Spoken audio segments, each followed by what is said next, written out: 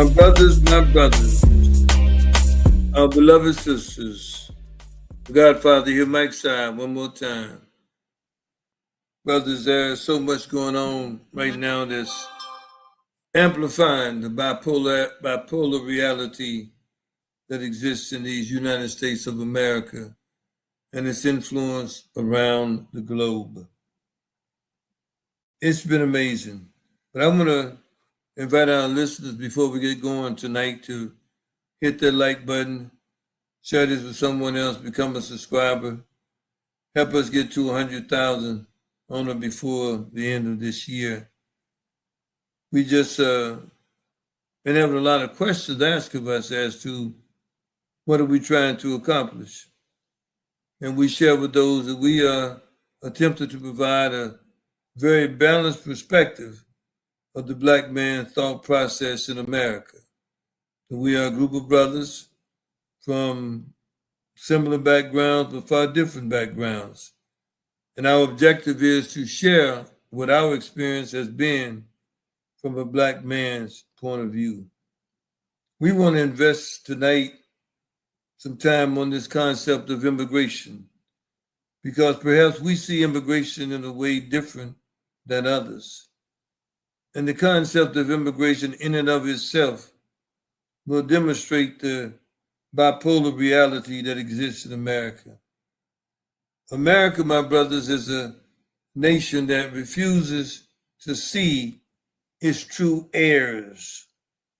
My son, when he was in college now some 10 years ago, did a piece on Colin Kaepernick, however you may want to pronounce it, where he used that illustration as an example to show in this private white institution that Black Americans are the most patriotic of all Americans, and that we are the true heirs to whatever benefits, whatever estates that should be addressed in the United States of America. You see, there's a paradox about the American dream.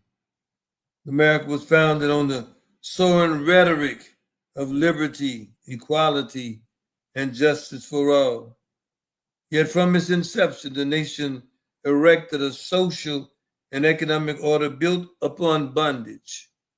The United States became the wealthiest nation on earth, not simply through ingenuity or divine favor, but through the resilience, the unpaid labor, the suffering of enslaved Africans and their descendants.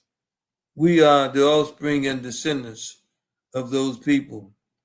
And this is America's bipolar reality, a country that exalts freedom while denying full recognition to those who made freedom possible. It is a nation that sees itself as moral and exceptional, yet perpetually refuses to extend what we're going to define tonight as a most favored nation status to the very people whose blood and sweat fertilize its soil. With me tonight in our virtual studio is Cyber Aki himself and also the Peacemaker. And we're going to discuss this concept with this subject matter of immigration. All of us are immigrants. Yet as Dr. Claude Anderson has said, we should be given, and we are, a special status because we are the only offsprings of immigrants who came here against their will, yet through it all were able to survive and now stand some 45 million strong in these United States of America. I personally believe that number is far greater when you apply the 1/16th rule that many ancestors had to deal with. My brother Cyber Aki, as we get going tonight, I'd like to hear your foundation or your opening comments on this concept of immigration, but we want to show how it really impacts us. We're not concerned about so many that's more or less, when you hear the word immigration, they immediately go to the concept of thinking about those coming from South America or south of the borders, they say, and that's their focus. But to us, it's far deeper than that. It is not just defined as someone that is not native born or born here in America. Far deeper. We don't even look at it that way. But I like to hear your comments, and then Peacemaker, like to have you come right behind Cyber Key and share your comments as well. Come on, Cyber Key. Peace to my brothers, my colleagues in this bright fight for truth, freedom, justice, and equality. Um, Immigration, as you stated earlier in your opening dialogue, we are all immigrants, unless you're found to be one of the Native Americans that has toured this land. A lot was killed. Um, as the pilgrims begin to arrive in America. I know some black folks stake claim to being originals of the land. I'm not one of those who stake that claim, uh, because I do believe that there wasn't enough of us. Yes, some came before Columbus, as Ivan Van Sertima suggested, but enough to control the land. Um, I don't believe there was enough darker people of America here. Um, so I do believe that most of us, probably 80 to 90%, ancestors came on slave ships, whether we like it or not. And I'm just of that mindset. So in that mindset, we are immigrants, but we are forced immigrants, unlike other nationalities that come here, that arrive through either the visa program or through asylum or through some other means, college, coming to get educated, student visas or worker visas. We're all immigrants. And the biggest immigrants are the Europeans who came uninvitedly, brought some others with them, and then stole the land, and now calling it their own. So we're in a tough situation here in America, being of that kind of mixture, um, and it's just tough. It's just tough to have have a real conversation when you have that mixture and that mindset of different personalities coming different ways. It makes the conversation tough. Well, greetings to our sisters and brothers of Black Men Declare. Yeah, I too have done a little research, and from a renowned or a very credible source, the Pew Research Center, just as of June 25, 2025, they said that 51.9 million immigrants live in the United States. 15.4 of all U.S. residents were immigrants or are immigrants, and that's down from the 15.8. And what I went on to ask or research what was the cause of these immigrants coming from different countries. First, let me say that immigrants coming from, you have more that are coming from South America, as you mentioned, and from Europe, instead of coming from a lot of African and Asian countries. Seems like there is a trend now for those type of people coming. But I looked up and they said that immigrants are coming to the United States today for economic opportunities, family reunification, education, to escape violence, poverty, and natural disasters in their home countries. And when I looked at that, and it was interesting that, yeah, you have all these immigrants coming for all of these reasons, but yet we, as you mentioned in your opening statement, Godfather, we are the only immigrants that was forced to come over here.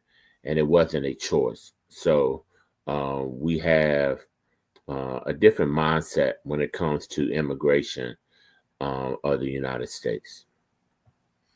That brings us to the real fundamental truth, I believe, is that there's a uniqueness about African Americans, and we occupy a place unlike any other demographic in the United States. We are not immigrants. We did not choose to come, we were taken. We have no other homeland, although I know there are some like Cyber Key who have traced his roots back to Liberia. I know my family traced theirs back to Ghana, but it takes a lot of work to get that done. And even then, you sometimes question the database that's used to make that kind of validation or confirmation. But if you looked at the fact, most of us who call ourselves African Americans, which was a mistake by our leaders, because when we did that, we developed no national sovereignty, unlike those that may call themselves German Americans, Italian Americans, on and on and on. So we have no other homeland than America. And sometimes when you hear people say, go back to your country, go back, well, this is our country. What other country are we going to go to? Now, don't get it wrong, don't get it twisted. I know, again, that there are some who have gone through the painstaking exercise through DNA, especially modern DNA, to find out where they originated. But our contributions are foundational, meaning that from tilling the soil of the South to fueling the industrial North, Black labor underwrote America's economic ascent. Without our ancestors doing what they were able to accomplish, America would in no way be what it is today. The loyalty that we have to America is unequaled. From the revolution to Iraq, Black Americans have defended a nation that has yet fully defended them. And unlike any other group, we are the only citizens where our citizenship is inalienable, yet perpetually questioned, whose belongings is total, yet continuously contested. So, Cyber, when you think about what our ancestors went through, what we have proven time and time again, that there's no other group that has proven itself. We think back when we look at the Civil War, when the Union was in bad shape. They needed some help. And that's the only time where we could use leverage as a people to say, hey, if you want us to help you out, you got to give us freedom. And that freedom got to be something as simple as what we've said before, based on the work of Tara Hunter and others. Give us our freedom and give us the ability to be married. And everything this bipolar system attempted to do, even with Lincoln and even with the Union, calling all of those that was in the South after the Civil War back to the North, and then making deals that didn't come out until years later, leaving our ancestors vulnerable. And I agree with you, Cyber. Ivan Van Sertima wrote a beautiful book, but at the end of the day, I just believe that some of those blacks that was here, some that may have come before the Mayflower, those that could see, as Chancellor Williams did in his work on the destruction of African civilization, it was not to the magnitude of what we hear some of the other indigenous people. It said there were anywhere from 10 to 100 million indigenous who died at the hands of immigrants from Europe. Could you imagine? We had the pandemic in 2020, but could you imagine a group of people coming into this nation today being responsible for the deaths of even 100,000 people or 1 million people?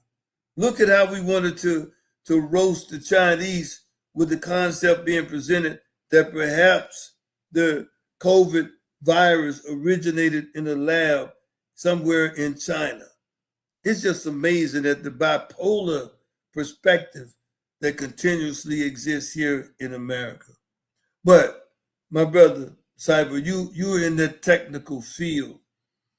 I mean, help us understand even in that arena how again we were the foundation. If you want to look at it even technologically, look at the brother that Alexander Graham Bell wanted to take all ownership from when he was doing his thing. There was a brother that was involved in the whole concept of telegraphic communications and things that most people don't even know about. But because all of what we've done and what we've made available was suppressed. You know, look at the brother that was over in Tuskegee that was doing all of the things that he was doing, where he was offered to come up and have a job, but he chose to stay and put his hand to the plow at Tuskegee instead of going and getting a job at the corporation. But how do you see this in this current dispensation where it seems to me we have really lost, meaning we as people, the understanding that we should be a favorite people, period. We pay it off the slaveholders.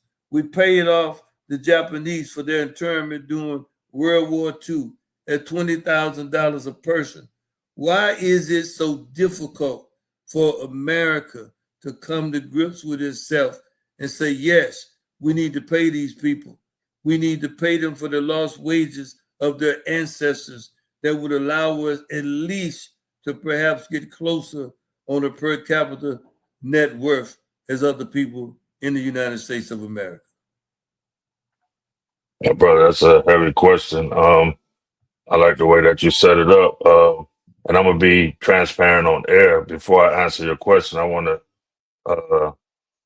So I did all kind of tests with me, my family members, because I believe in technology strongly, and I believe that we have advanced as a human species, and there's ways to get things. And I think for far too long, us blacks, we accepted, that we had no other place to go because we didn't know. But the world has become so small now where you can take a plane and get to where your destination is going to be. So these past few years, me and my family, we set out on a journey to really explore where we made up from, what is, so I've had my grandfather done, I have me done, I had, my grandmother on my dad's side, I had my uncles done. Like I really, and I combine, like I said, I'm in this technology play. I take this data and I combine it.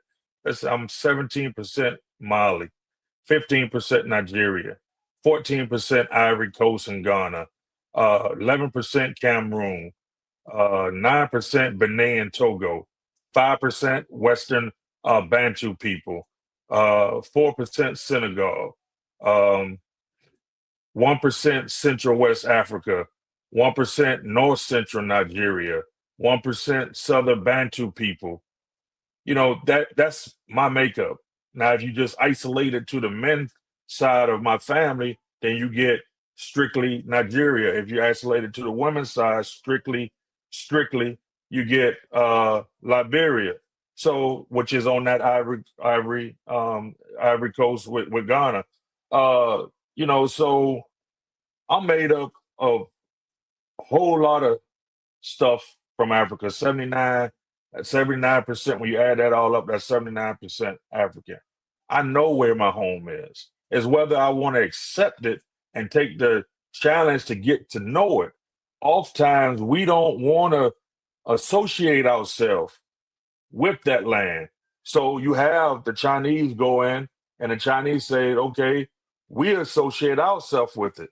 Let us develop it. Let us, get some of this mineral. Let us make deals. Matter of fact, we're going to build you a African museum in China to show you how important Africans is.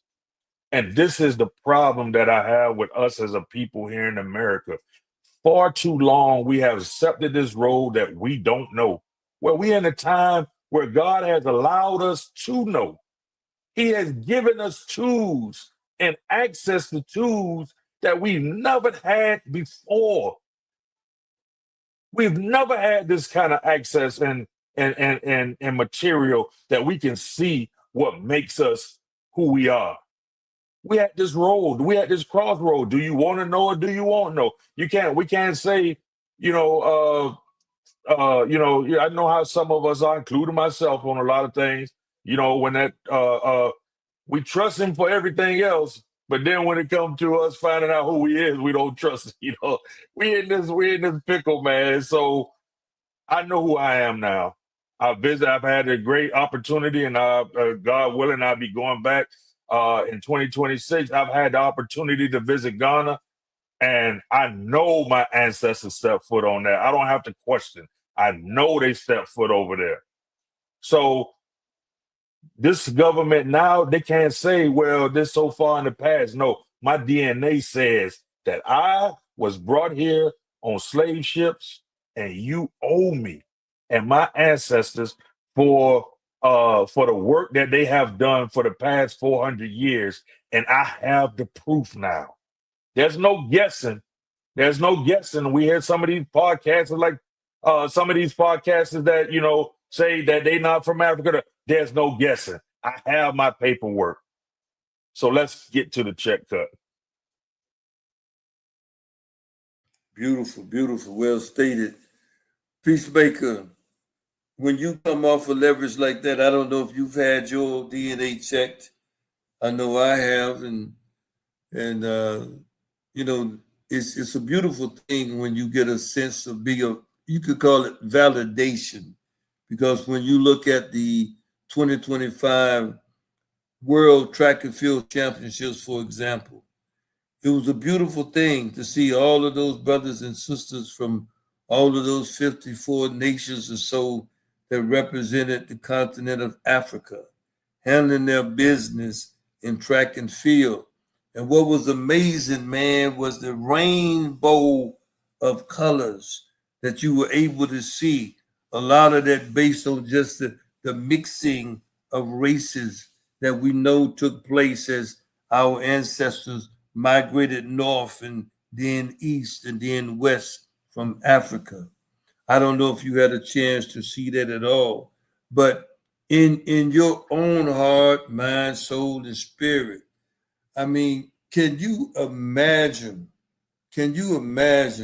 what it may be like for those that come out of that European concept of hegemon, of dominance, to be able to have to sit down and watch that total dominance in just that one episode, that one situation that took place in September, where you could just see the brilliance of all of these Africans representing all of these nations.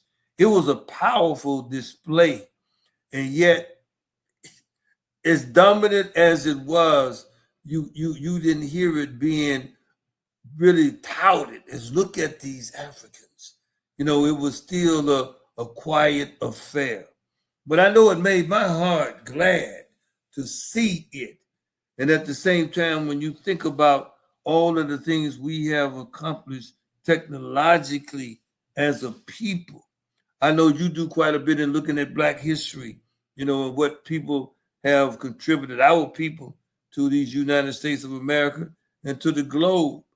But how do you see the people, say, in your generation, as they look at this concept of, when they think in terms of immigration, do they think in terms, again, of America's bipolar reality? Like America forgot itself that it was an immigrant at one time? What goes across your mind when you think of this concept of immigration from an African American point of view? Definitely, I would say, with the bipolarism of the United States, just recently, President 47 made a comment talking about, let's make America great again. And we know that's been his slogan. And he said, We created ice cream and refrigerators, and he came up with all these different inventions. And every invention, I think he named like 7. And every invention that he named was patented by a black man. And I said to myself, and as I've had this conversation with others, how can you say you want to make, or you want to go back to an era where America is great and we've come up and even to the place where he was insinuating that America is better than every other country because we've come up with all of these creations or all of these inventions. And all of these inventions were created by black people. It definitely shows the forgetfulness of certain people when it comes to the infrastructure, when it comes to the creativity, when it comes to everything that we as people of color have created to make this world a better place. And I did agree with him. Yes, these who were in America has made America greater than most other countries. That's one of the reasons why everybody wants to come to America, or a good majority people want to come to America. But when you think about it, you can't say that me and my people created it or did it or made it better, when in reality they didn't. So it is a struggle that people in my age group have. And I think that what we try to do is share with our younger generations that, hey, we've created and we've done a lot. Now the baton is being passed to you. What are you going to do with it? What are you going to hold? What are you going to bring to the table? And I think that that's one of the major issues that we have to challenge our younger people to do. You know, that's powerful, Peacemaker. Let me just share this little piece with you. After emancipation, the economic machine did not pause. It simply rebranded oppression. Reconstruction funds, like Eric Foner writes about. He's a white professor, run by black laborers who were never paid equitable wages. They rebuilt the South. Because remember, when the Union soldiers came down, one of the things they did was destroy many of the factories that were in place at that time. Sharecropping and convict leasing replaced slavery's economic logic. They still were doing the same thing. The Black Crow codes and the Jim Crow laws ensured a cheap, compliant labor force. The New Deal exclusions, redlining, and discriminatory lending kept black families from capital accumulation. And through each era, America leveraged black productivity while denying black prosperity. This bastardization, this stripping of rightful inheritance was not accidental, it was policy. Let me give you all some quantifiable numbers. Now, according to the data, in 1860, for example, the economic value of enslaved people exceeded $3 billion, nearly 1/5 or 20% of America's national wealth. Cotton exports represented approximately 60% of the total U.S. exports, illustrating how slavery underwrote the nation's prosperity. Now, if you look at the modern equivalent of that 1860 value, that's a modern equivalent of $10+ trillion. It's mind-boggling when you think about that.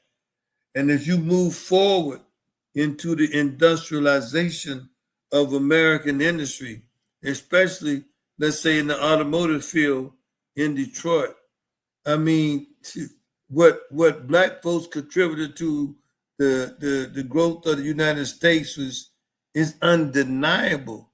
So we live in, as Brother Cyber said, an age of unprecedented information. Every statistic, every historical record, every photograph, every law is at our fingertips. There are no more secrets, no more plausible deniability. The truth is digitized, archived, and accessible. And even with all of this data, America continues to look away. Technology amplifies ignorance while people refuse to confront truth. In this era of knowledge, willful blindness becomes moral bankruptcy. My brother, Cyber, how can a nation that tracked every dollar, every stock, every satellite fail to reckon with the unpaid debt owed to its Black citizens?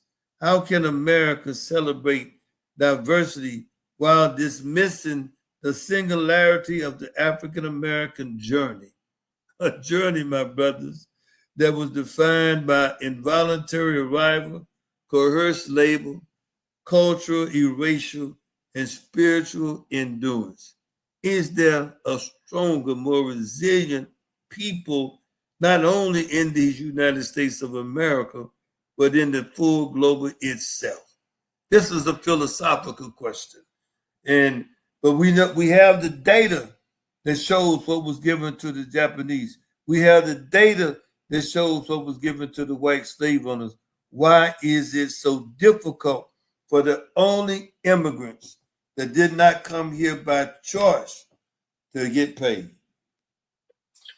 I think, brother, to be truthful, and I really hate to say this, but I think in some ways the leadership structure still consider us three-fourths human being, and we don't deserve. They feel that we don't deserve that right.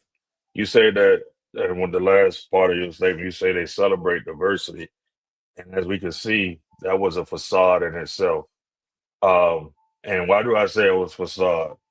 Because when 47 started rolling back all of this stuff, you heard us, you heard, of course, our black leadership and black people on the sidelines, you know, stating the disapproval. But if you look at the liberal, there was no uproar from white liberals, no uproar. So in my mind, I'm feeling that they felt the same way. They just wasn't bold enough to pull the trigger on it. And so you have the rolling back of the museum stuff, the things that are in museums, the things that are being taught about Black America. You have the rolling back of the Voting Rights Act. You have the rolling back of DEI, even though we are not the number one benefits of it. You have some people have benefited from it in our community, but you have all of this rolling back of. You would think that there would be more uproar, and that's what is the frustrating part of seeing the reality of what Malcolm said some 60 years ago about white liberals being the worst of the political so-called friends. They are more enemies to us than anyone because they would rather see peace. They would rather see peace, even if truth is not told.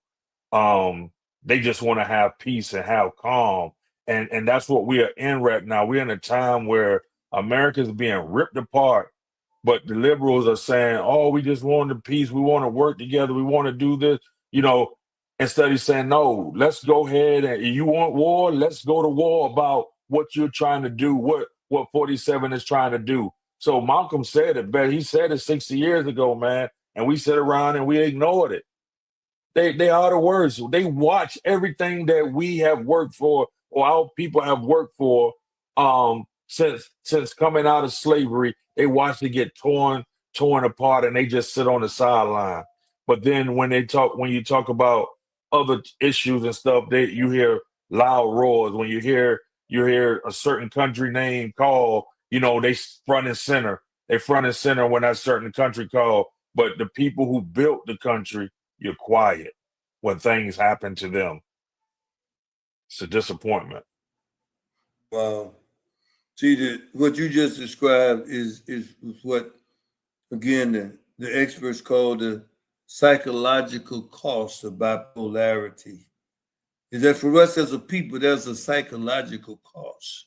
Not only are we not paid and have not been paid, we yet still today are paying a cost. There's an expense. If you're looking at us as on an income statement, we still have an expense structure built into our mental framework and perspective. It breeds exhaustion, the constant need to prove our humanity, our worth, and belonging to a land built on our ancestral sacrifice and even the sacrifice that we make today. For white America, of course, it fosters denial, a defensive blindness where they don't want to see. It's like when someone said, you have 20/20 vision, but you still can't see. You can't see because of the unique, gift that's been made available to you, the gift of white nationalism, of hegemon, this concept of dominance. And for the nation, it produces paralysis. I was chatting with a brother the other night, and he would ask about his son, and he said he's become so eccentric. Says that, he paints his nails black. He does crazy stuff, got body piercings everywhere. He's smart, attended MIT and all of that. But when he got around those people and didn't have an outlet, had not been built into his operational plan, the need to stay around folks like him, that he got caught up in this psychological bipolarity and essentially for a moment lost his mind. And when he came to, he discovered what he had done to himself. It's like a brother was sharing earlier tonight, when we ourselves began to internalize racism, that we ourselves become the very thing that those that oppose us say and think about us. We begin to embrace it unknowingly because we have not commanded to be the leaders of our own brain. We have not made our brains our slave, because that's what we need to do. We need to make our brain our slave. And the only way we can make our brain our own slave is we must condition and program ourselves. We can't leave it up to the system, because if we do, we will ourselves begin to suffer the psychological cost of bipolar reality in America. We all know Neely Fuller, and Neely said, hey, if you don't understand white supremacy, what it is and how it works, everything else you understand will only confuse you. And that's a prime example. Cyber, you said something very powerful. Even a lot of things that you brothers say are so powerful. That's why I enjoy getting together with you on this virtual studio each and every week. But when you look at, again, this concept of immigration, why is it so difficult? And again, we speculate, we research, we know when we look at research, we're just attempting to expand the existing base of knowledge. There's a base of knowledge, and we try to correlate it, we try to synthesize it, analyze it, and all of that. But based on everything that you are seeing, based on your world, your professional world, where you don't have a chance to rub elbows with brothers that look like you or look like us every day, what is it that keeps you from falling into that psychological trap? Is this for me or Peacemaker? I think For you, okay. Yeah, I got you. Okay. For me, being in this world, this realm of technology and cybersecurity, and going to conferences, month in, month out, and seeing a crowd that doesn't quite look like me, um, it actually motivates me, and that's strange. It motivates me to keep pushing to show that we belong. That's a motivation for me to go in and do, participate on the panel, or if I'm at my job to shine, to say that, you know what, we can do everything that everybody else can do given the right opportunities and the right tools. Don't send me in the game, you going in with a helmet, shoulder pads, knee pads, butt pad, cleats, stocks,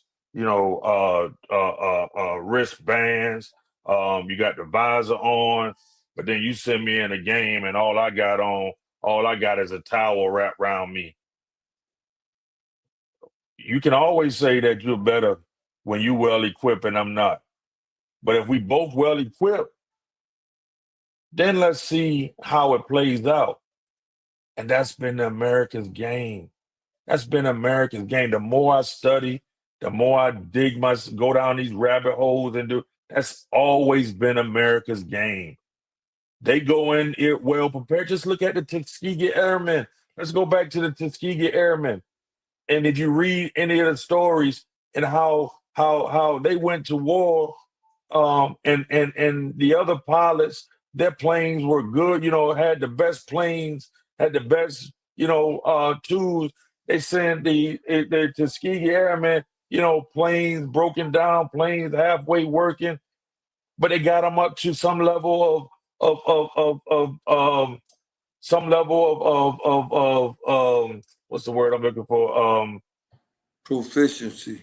Proficiency. Thank you, brother. They got it up to some level of proficiency, and they went and handled business.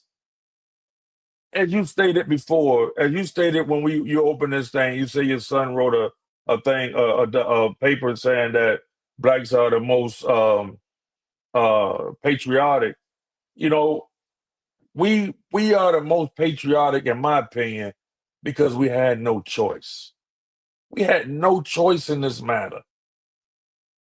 Yet we were patriotic. We've supported you. We supported everything, even to our detriment.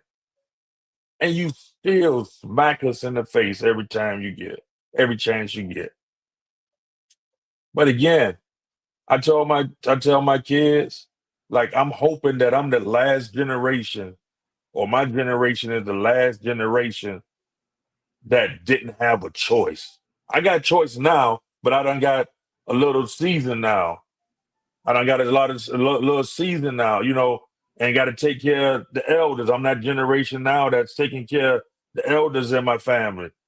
But my kids, I tell them, y'all still young. Go do it now. Go visit. Go find a place that you can make your home if you wanted to. That's my talk to them. Go find it. Don't wait for me. Don't look. We'll get up and get on a plane and come visit or whatever, but go find a place. You got a choice. And I every time I have a chance to commend these young brothers of another podcast, Earn Your Leisure, some brothers have visited. I've been paying attention to their channel, and these past few weeks, they've been in all of these different African countries, providing a way for Black Americans to say, hey, we here, we making we doing business. It's open for you. Come here, come here, come here. I think they've been in 4 or 5 different countries in the past 2 or 3 weeks. You got a choice. Yeah. So, I mean, that's just my statement on that, brother. And what comes to my mind, and you saying that, is now you have an opportunity to make choices. You have choices that are being made available to you. And based on that premise, we as brothers, we should be encouraging our young people. See, the mindset, I can remember myself going through a mindset when I was attacked by an infirmity and not knowing what the outcome might be. I wanted my children to stay around me as they were going into college. And as I look now, Of course, I didn't realize.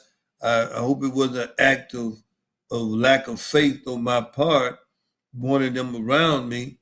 I really wish I would have pushed them away from me, would have pushed them out to go greater places and further away to make it more difficult for them to have mother and father there.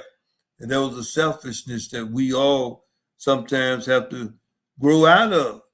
And that philosophy you just shared of telling your children to go and seek your own before you get overly committed to the mundane things of life.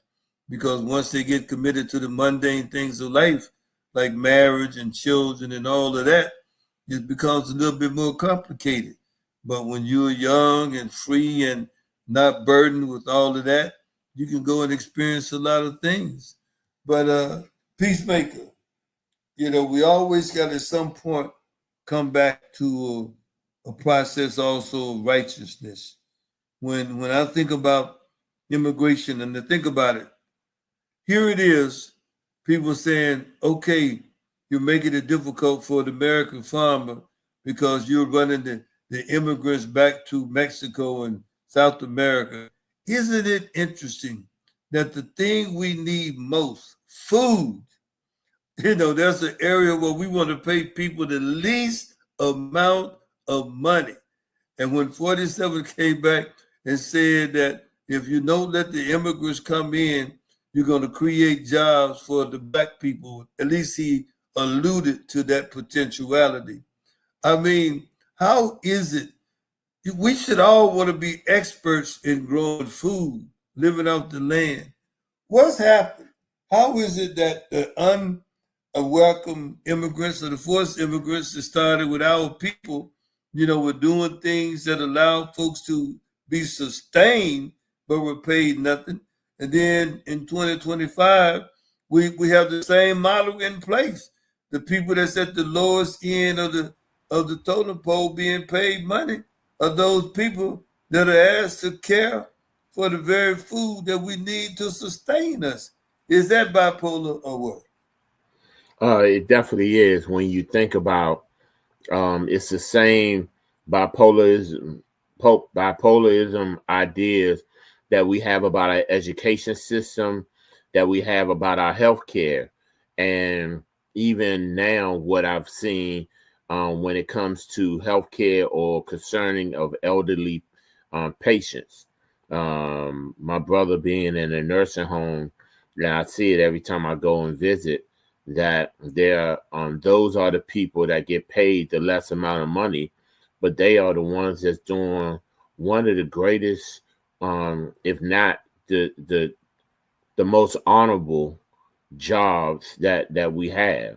And when we talk about teachers, you think about teachers now having to go into their own money and use their own money to supply students and come up with supplies for stuff that they need in school and that the children need, and yet parents can't afford it. So it's definitely something that we need to look at.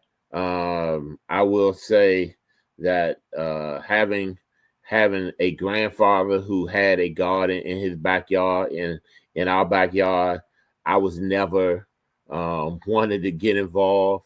I don't know if it was my allergies or if it was just the fact that I thought I was just too good to get my hands dirty like that in the garden. Now, he did teach me some other activities, how to do stuff around the house and do stuff on cars, but growing my own food is something that I wish I would have learned from him.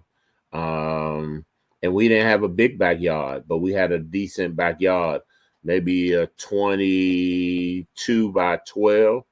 And he grew collard greens, some watermelons, and I remember every summer going down to North Carolina just to work with my uncle on the watermelon patches.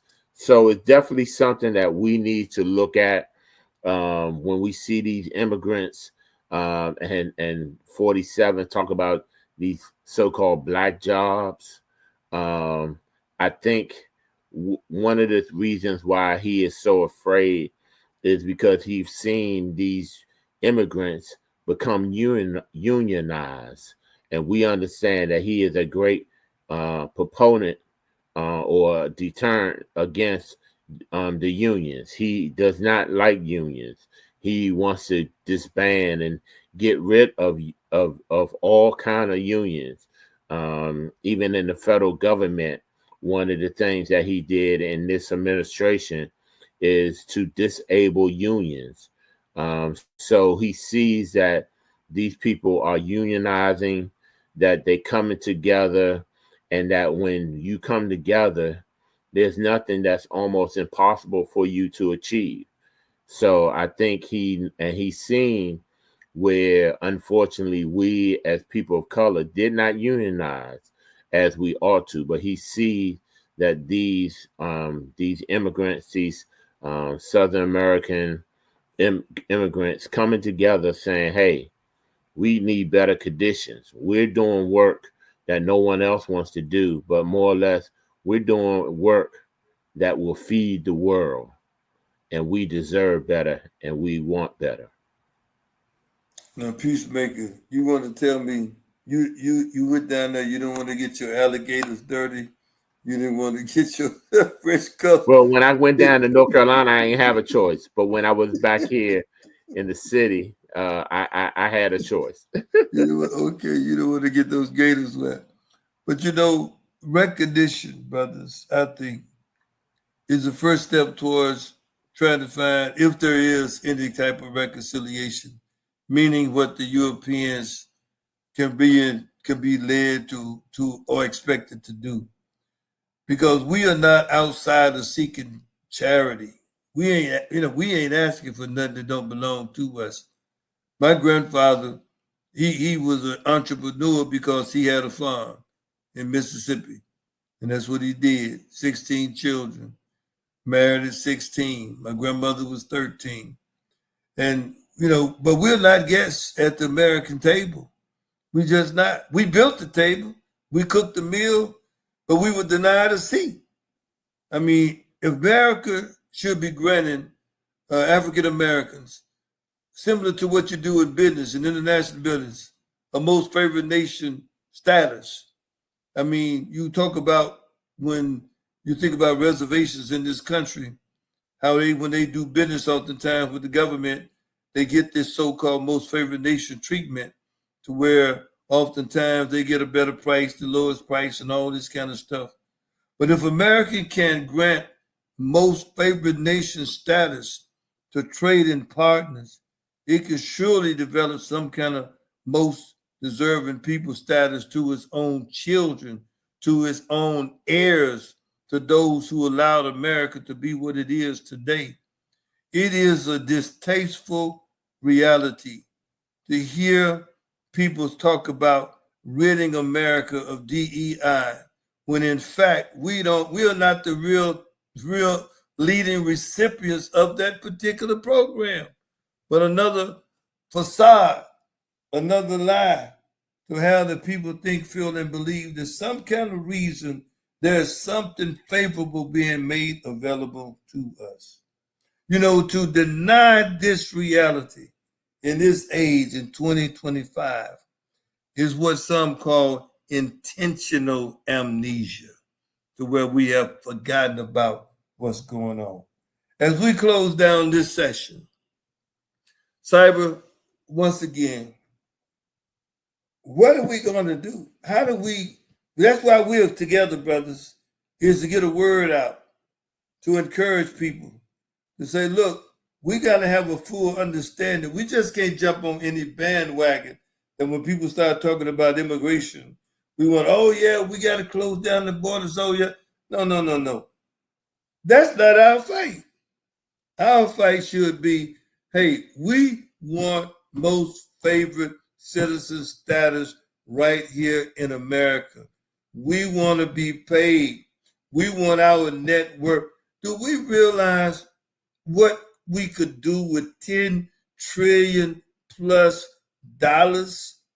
The American debt today is well over $30 trillion. Do you imagine what we could do as a people? You know, Mr. Blow wrote a book.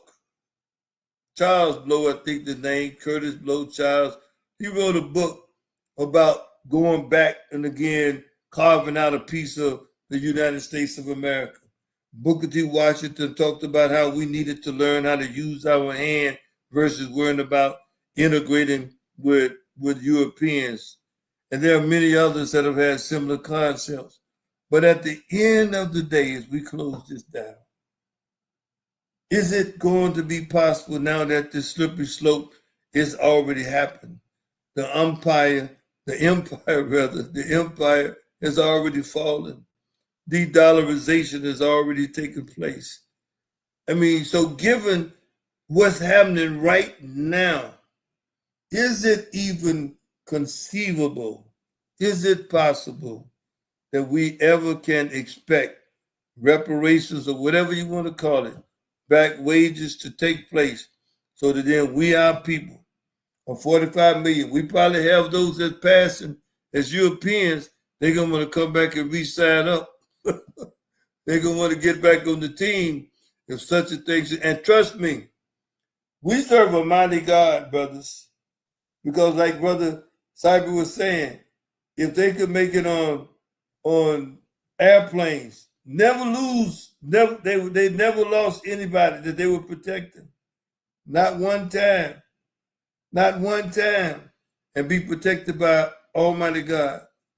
Should we not expect that God is going to make some things happen as we see the fall of this empire? What's your thoughts, Cyber? Yes, I think that God is going to make a way, but I think that we have to be able to call out those who are selling us out.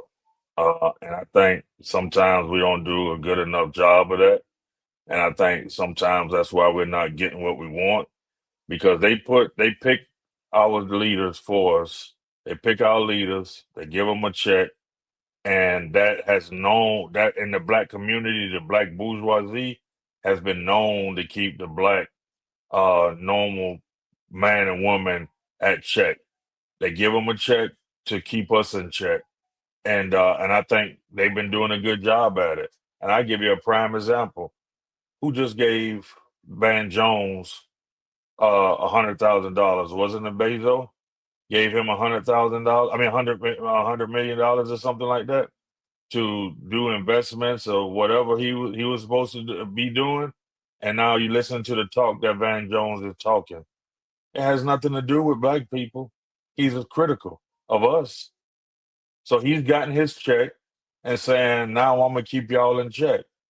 So until we as a people begin to call out these so-called leaders, because they're not my leaders, but these so-called leaders, and we got to do it like with force and power. We can't be, it's too late in this game to be playing around with this thing. We either want to be free or we don't. One of the two. You can't. You just have to make up in your mind that I want to be free. I want complete freedom. There's a on the back of the final call since 1940 or 50. It has a what the Muslims want, but I believe this is what black people should want. We want freedom. We want a full and complete freedom. We want justice, equal justice under the law. We want justice applied equally to all, regardless of creed, class, or color.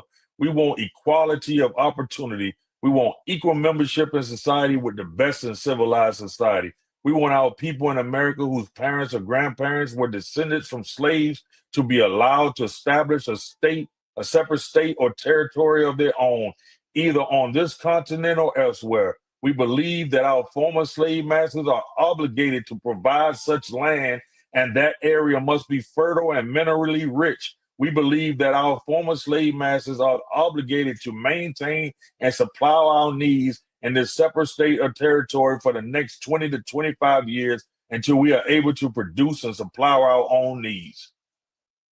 I don't know no other way to put it. They did it for another group of people. That's beautiful, my brother. What are your final comments, Peacemaker?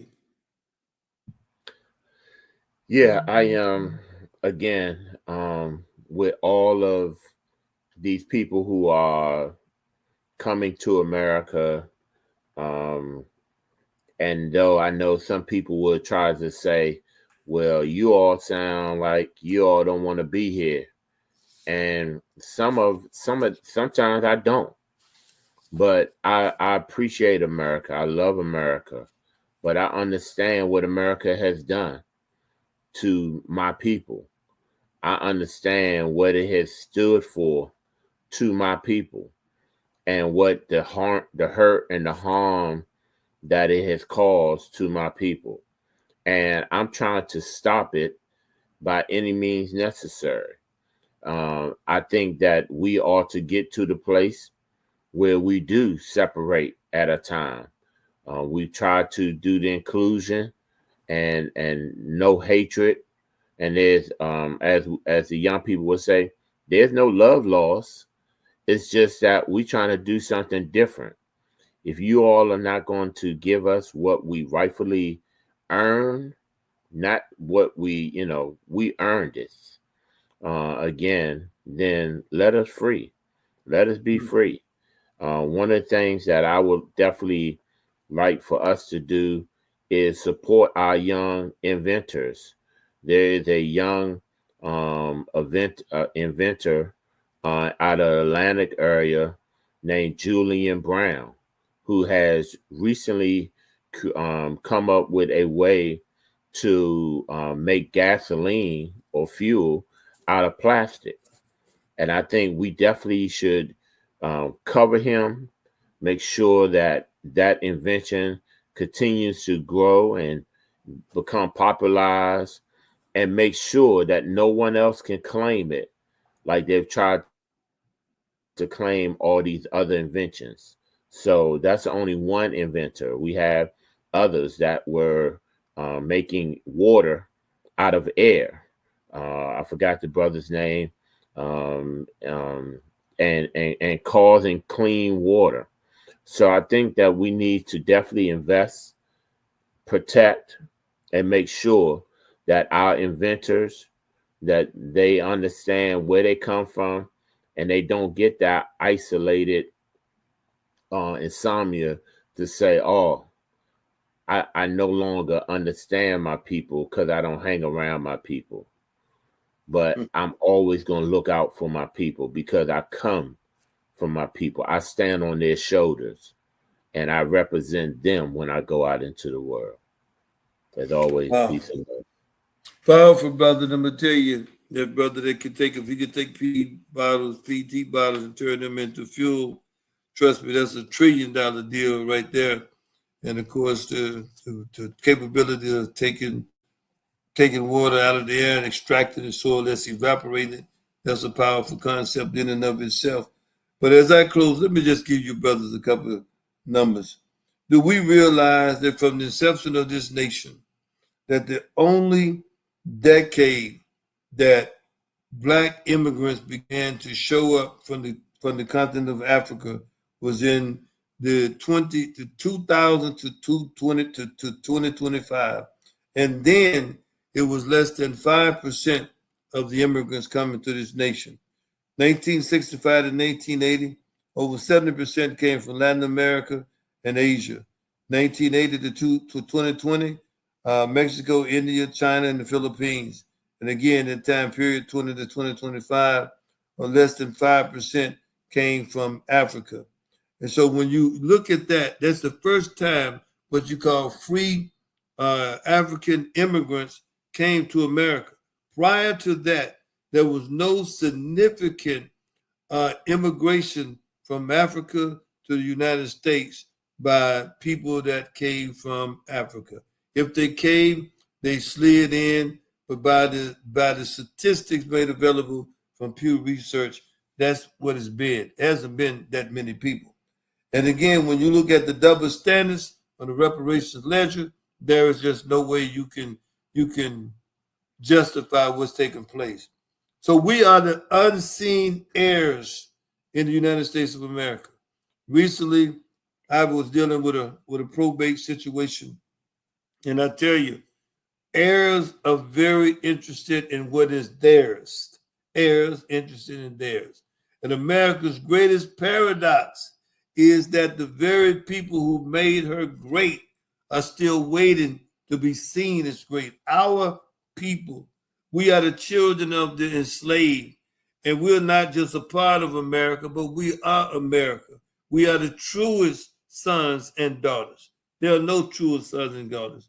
And to heal, America must cease its bipolar oscillation between confession and concealment. She must see what history and heaven already know, that the promise of America remains incomplete until the debt to her firstborn and first builders is paid in full. Until that takes place, America will remain a nation that refuses to see and honor her heirs. This is the Godfather, Mike Side, reminding you, hit that share button, hit that like button, go and have some conversation with other people. By all means, remember though, we are the true heirs to America. Just as some of the young people continue to say, there is no more patriotic people than Black folks, the descendant of African slaves.